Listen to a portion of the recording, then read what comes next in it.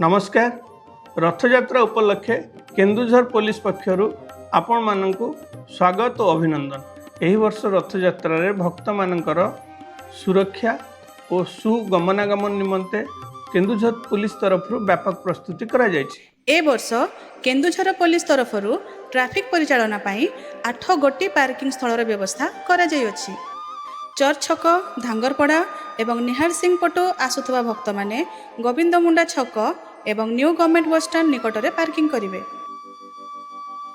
सेहीपरि सिद्धमठ एवं बाईपास पटो आसुथबा भक्त माने वेद विद्यालय एवं deaf and blind school campus रे पार्किंग करिवे।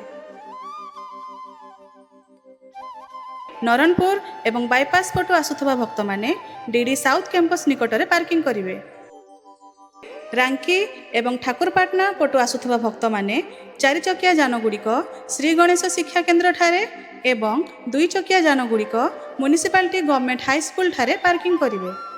चर्च छक पटु जाउथबा भेहिकल पासधारी जान गुड़िक बाटालियन कैंपस परिसर मध्यरे पार्किंग करिवे।